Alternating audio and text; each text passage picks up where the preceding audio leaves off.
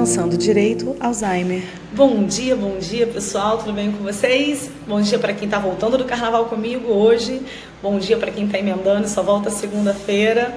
Bom, mas nós estamos aqui de volta, fechando o mês de fevereiro, essa é a última quinta-feira de fevereiro, e conforme a gente havia conversado, né, a gente fecha falando sobre o Alzheimer. Só para recapitular, fevereiro a gente tem na área da saúde fevereiro roxo, né, que trata das doenças incuráveis. Então nós falamos da fibromialgia, na sequência falamos da lúpus e a gente fecha hoje, última quinta-feira do mês, falando sobre o Alzheimer. Então, vamos nessa? Pessoal, o Alzheimer, a gente deixou ele por último, não foi à toa, né? O Alzheimer ele já é incluído no rol de doenças graves. Então, por isso, diferente da fibromialgia e da lúpus, ele tem um rol de direitos bem mais extenso, né? A fibromialgia e a lúpus, elas ainda são doenças pouco conhecidas, pouco difundidas, ainda de um diagnóstico complicado, e a gente ainda está na batalha aí pela ampliação de direitos, diferente do que acontece no mal de Alzheimer, que já está incluído na legislação como doença grave, né? Então, vamos lá. A primeira coisa que a gente precisa pontuar é que a doença de Alzheimer está extremamente ligada aos idosos, tá? Não quer dizer que ela não acometa a gente mais jovem, ela acomete sim, porém, a maior porcentagem de casos se dá nos idosos. Então, assim, no Brasil, 3% da população dos idosos, né, daqueles acima de 65 anos, tem Alzheimer, tá? E ainda na nossa população esse número fica mais assustador ainda quando a gente vai para aqueles acima dos 80 anos. Tá? A faixa etária acima dos 80, 40% dessa galera, desse pessoal que está nessa faixa etária acima dos 80, 40% tem o Alzheimer. Então percebe-se que é uma doença extremamente ligada, de fato, né, à terceira idade, aos idosos. Então, bom, a doença de Alzheimer, ela é uma doença que ela vai deteriorando, né, as células do cérebro, então ela ataca a sua memória,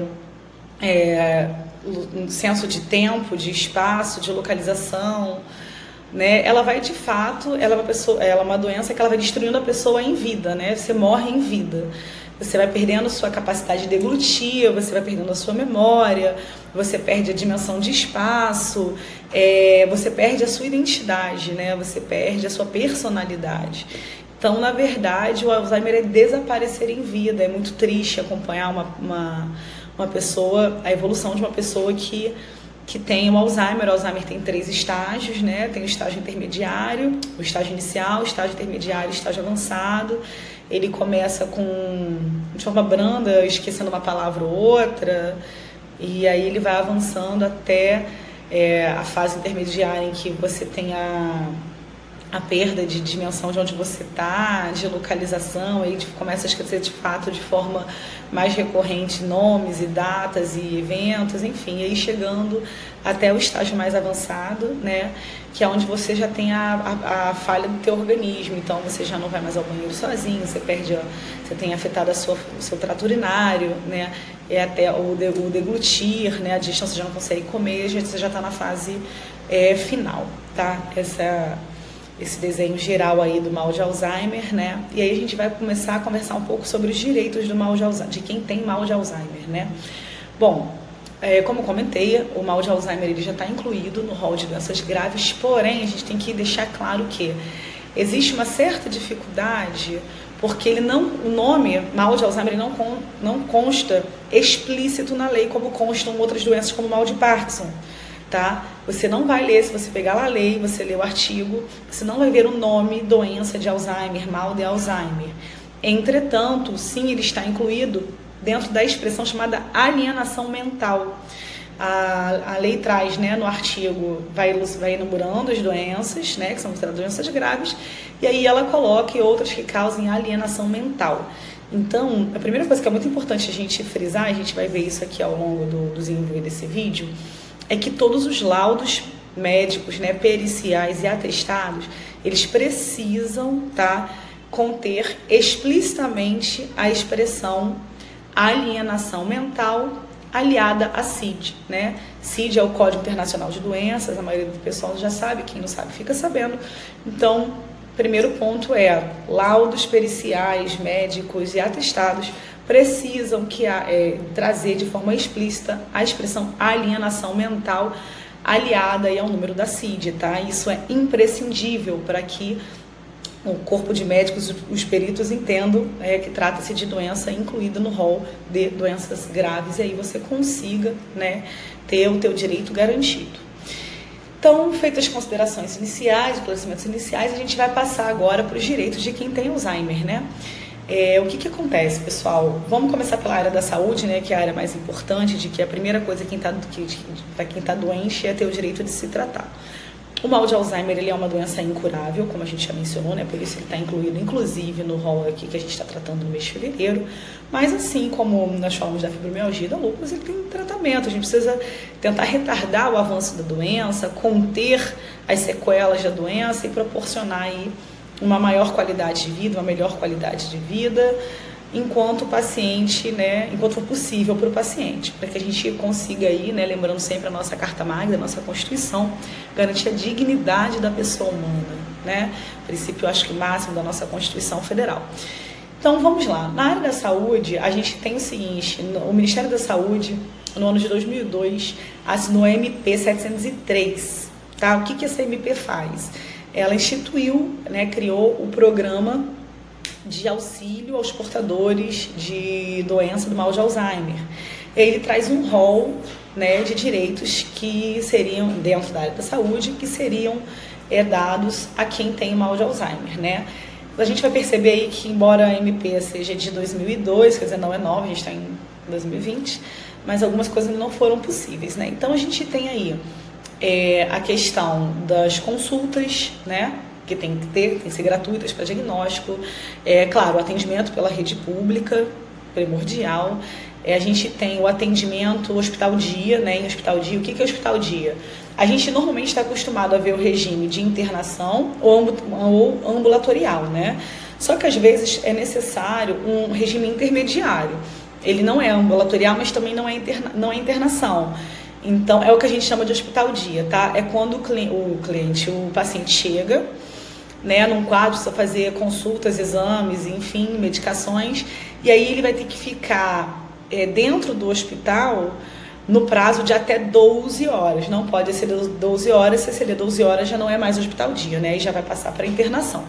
Então, esse atendimento a gente chama de hospital-dia. Então, a gente tem a consulta médica, a gente tem o atendimento obrigatório pela rede pública, né? A gente tem a a gente tem o sistema de atendimento hospital-dia, a gente tem o direito à visita, tá, domiciliar de um profissional de saúde, o direito a ser tratado por uma equipe multidisciplinar, né? Por quê? Porque a gente tem a questão, como ele deteriora as células cerebrais, a gente tem perda de fala, né? A gente tem perda de sentidos, a gente tem todo o nosso organismo, ele é atingido. Então, a necessidade de um tratamento multidisciplinar, né? Fora, muita gente acaba sendo acometida da depressão, quando descobre que tem a doença, né? Que está desenvolvendo aí o estágio inicial da doença. Então, por isso, prevê a questão do atendimento multidisciplinar, tá?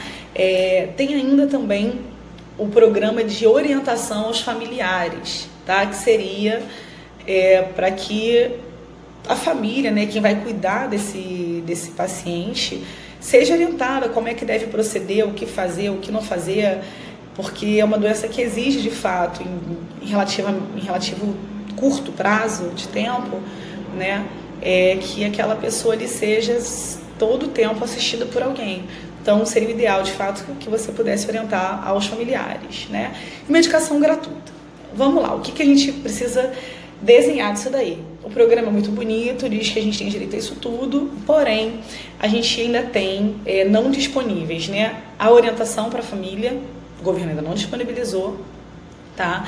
A visita domiciliar de profissional da área de saúde, a justiça, o governo ainda não disponibilizou, assim, de forma efetiva, tá? E a internação, o atendimento no sistema hospital-dia. Essas três medidas, elas ainda não estão 100% disponibilizadas, tá? Quer dizer que você não vai conseguir de forma nenhuma? A gente vai ver que sim, se necessário for, ingressa com uma ação judicial para conseguir o atendimento necessário, conforme seja prescrito pelo médico. Porém, o que deveria ser de fácil acesso, de bate-pronto, né? Através do que foi determinado pela MP 703, assinada aí pelo Ministério da Saúde desde os anos 2002, a gente tem que, na prática, esses três pontos aí ainda não estão ok, né? Não estão 100% disponíveis, tá? Medicação gratuita. A gente tem, sim, tá? Locais para retirada, são medicamentos de alto custo. A gente tem a possibilidade de ser disponibilizado. Eu fiz uma colinha porque eu não consigo decorar o nome desses médicos, tá? Então eu vou ler para vocês. Rivastigmina, donepezil e galantamina. Esses 3, ok, você consegue retirar de forma gratuita, tá?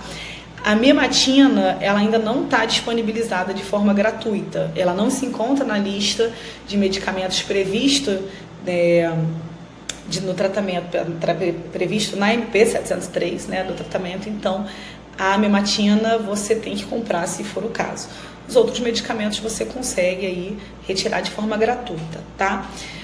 O que é preciso para tirar de forma gratuita? Aonde é que eu tiro? Se é de forma gratuita, né? Como é que eu devo proceder? Bem, a gente, para conseguir, quanto aos locais de retirada, isso você vai conseguir saber nos próprios postos de atendimento, tá? Então, quando for atendido, é importantíssimo que você questione no momento do atendimento, olha, quais são os locais, onde que eu consigo retirar, porque, né, cada localidade é uma localidade, e aí, sim, muito importante que você pergunte para ou o médico que te atender, ou a unidade de atendimento, ou posto de saúde, para que eles te informem onde está sendo disponibilizado, tá?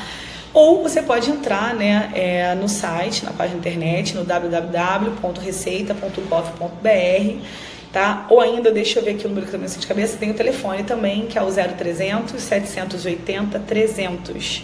0300 780 300. Bom, nesse telefone ou nesse site você consegue todos os locais de atendimento, horários, né, unidades, e aí você consegue ficar informado, tá? E aí, qual é o adendo que a gente faz, né? E esse adendo vai valer para praticamente todos os direitos que a gente vai tratar aqui. O que é que você precisa? Você vai precisar de um laudo médico, né, dos exames, todo o corpo de exames que você tenha, é importantíssimo, desde os mais antigos, desde os mais primários que você tenha feito, você vai precisar levar, né, e sempre de praxe o laudo médico. E o que tem a questão do laudo médico, tá? O laudo médico, com exceção de São Paulo, que aceita laudo vindo da rede particular, vindo de convênio, no restante do Brasil só é aceito, tá, laudo advindo de médico credenciado rede pública, tá? Não adianta vir com laudo de médico da rede particular, o convênio, tá? Tem que ser da rede pública. Já em São Paulo não. Em São Paulo é possível você conseguir dar entrada, tá, no pedido dos medicamentos, mesmo que o laudo venha da rede particular, venha da rede de convênio. A única coisa é que, quando vem por esse caminho, o paciente tem que preencher um relatório, um requerimento, e juntar ali os outros documentos que são os documentos que são do próprio processo de retirada de medicamentos exigir. Ainda é possível. Nos outros lugares, não, tá? Restante do Brasil, a gente precisa que seja da rede pública, tá? Então, vamos lá. Dando seguimento, falamos da área da saúde, né? Quais são os direitos de quem tem mal de Alzheimer. E aí a gente vai tratar dos demais direitos. Os direitos que a gente vai tratar aqui, pessoal, eles são aplicáveis para quem tem Alzheimer e quem tem outras doenças graves. Vocês vão ver que é muito parecido, na verdade não é muito parecido, são os mesmos direitos, por exemplo, de quem tem câncer, de quem tem AIDS, né? Que são as doenças consideradas doenças graves. Então a gente vai começar aí com o saque do FGTS, né? Quem é portador de doença ou representante legal, né? Ou dependente legal daquele que for portador da doença consegue sacar as parcelas do FGTS. Da mesma forma, é possível sacar o PIS, o PIS ou o PASEP, né? Se for servidor. Então, é possível fazer o saque do PIS ou do PASEP. Sob qual fundamento? Disponibilizar meios, né, para aquele que foi acometido da doença se tratar. Então, é possível sacar o PIS, é possível sacar o PASEP, é possível sacar o FGTS. Ok? Temos ainda benefícios previdenciários, que são a questão do auxílio-doença e aposentadoria por invalidez, né? Claro, auxílio-doença a gente vem batendo aí, como a gente trata muito de direitos sociais, principalmente na área da saúde, a gente sempre, né, tá falando sobre auxílio-doença, quando o paciente fica mais de 15 dias afastado do trabalho em razão de doença, é possível entrar no auxílio-doença, né, sendo a doença plenamente incapacitante, a gente consegue a conversão para aposentadoria por invalidez, que é o segundo quesito previdenciário que a gente sempre comenta, né? No caso de Alzheimer, isso é um processo quase que obrigatório, né? Porque é um quadro que ele avança, ele é incurável e ele avança. Claro, a gente deseja que aquele que foi acometido pela doença consiga postergar o avanço da doença pelo maior prazo de tempo possível, né? Mas em algum dado momento acaba havendo a necessidade de fato da conversão do auxílio-doença em aposentadoria por invalidez. Isso quando, né, já não inicia, quando a doença já não é muito rápida e aí a pessoa já ingressa direto com a aposentadoria por invalidez, porque como a gente comentou, é uma doença que ela destrói e deteriora as células do nosso cérebro, então ela incontestavelmente em algum momento será totalmente incapacitante, né? A pessoa vai perder a fala, vai perder a memória, vai perder a personalidade, a identidade, de fato não tem como trabalhar, né? Não tem nem como ir e voltar, o que dirá como trabalhar. Então, dentro ainda da aposentadoria por invalidez, por conta da característica do mal de Alzheimer, a gente tem a possibilidade do acréscimo de 25% em cima da aposentadoria por invalidez, né? Que se dá no caso da doença incapacitante, plenamente incapacitante, trazer a necessidade de um acompanhante, né, para aquele que foi acometido pela doença, como a gente já falou aí, não vou repetir para não ser redundante, o que acaba, no final das contas, sendo imperioso, né, necessário para quem adquire o mal de Alzheimer, quem desenvolve o mal de Alzheimer, tá? Então, vamos lá, dando seguimento, como eu falei, né, os portadores da doença de mal de Alzheimer têm um rol ampliado de direitos em relação a quem tem fibromialgia lúpus, então o vídeo vai ficar um pouquinho mais longo. Mas é necessário a gente saber, então vamos em frente, né? Bom, a gente ainda tem na relação de direitos daqueles que têm doenças graves, né, e por conseguinte quem tem mal de Alzheimer, a isenção do imposto de renda, tá? É possível a isenção do imposto de renda, só que para isso há necessidade da conjunção de dois fatores, tá? Um é a comprovação da doença, que a gente já falou, que vai vir por laudo médico, né, advindo da rede pública, que contém a expressão explícita, né, de alienação mental mais a CID, isso para todos os direitos acaba sendo necessário, e ainda é necessário que a renda, né, daquele que requer o benefício, ela seja advinda de pensão, reforma ou aposentadoria, tá? Incluindo ainda aquela complementação de instituição privada. Então, juntou esses dois requisitos, você tem aí a possibilidade da isenção do imposto de renda, tá? A gente ainda tem a questão da prorrogação, né, para contribuição daqueles que estão aposentados e afastados para a Previdência Social, né? A gente tem ampliação aí,